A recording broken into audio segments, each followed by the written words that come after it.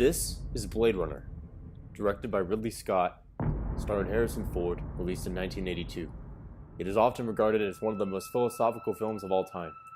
It poses questions about nearly everything: society, economy, technology, the nature of existence, what it means to be human, and almost every topic of philosophy you can think of. In this video, there will only be time to discuss three concepts portrayed in the film. The Übermensch. What is an Übermensch? The Übermensch, or the sovereign individual, is one who follows his or her own conscience and desires rather than the dictates, customs, and morals of the herd.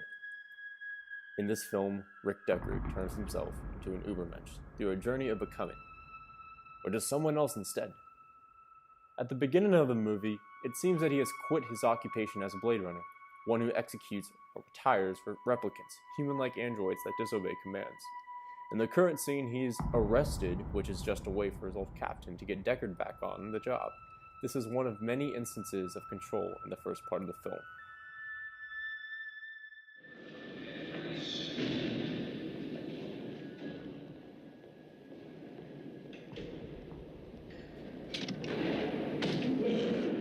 Hiya, Deck. Brian? You wouldn't have come if I just asked you to. Sit down, pal. It is at this moment that his journey begins. He is assigned to kill 4 dangerous replicants in the city of Los Angeles. The quest is very brutal, testing all of his intelligence, strength, and emotions.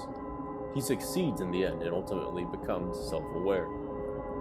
But does he do it to such an extreme that he becomes an Übermensch? It's not likely. The antagonist, Roy Batty, the most powerful replicant who is discussed more later, seems to be more of an Übermensch, as he has escaped from the clutches of slavery and controlled his own destiny, along with leading the other 3 replicants.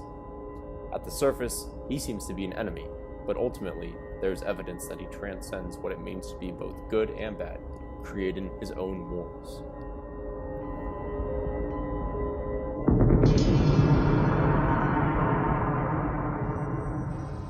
The Doppelganger. What is a doppelganger?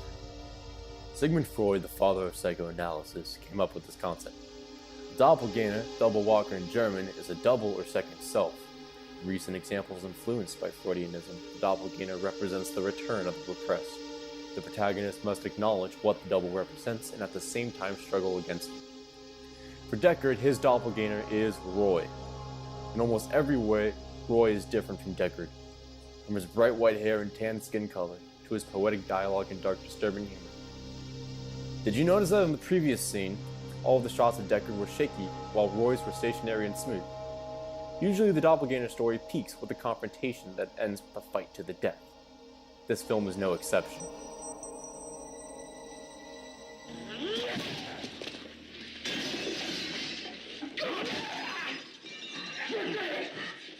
That's the spirit!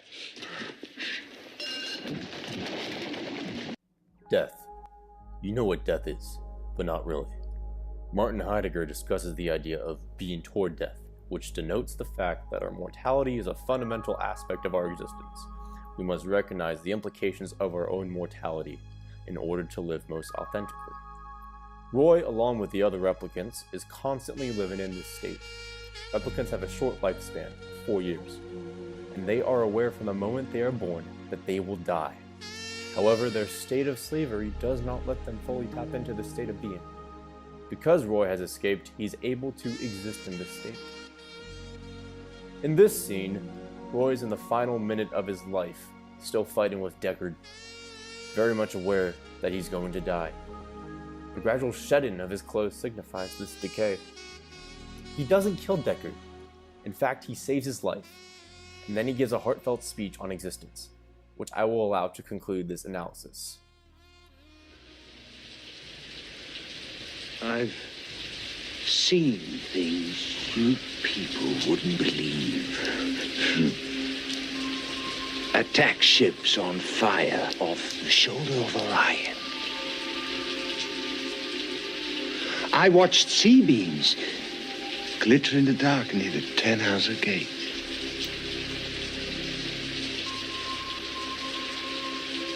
All those moments will be lost in time. Like tears in rain. Time to die.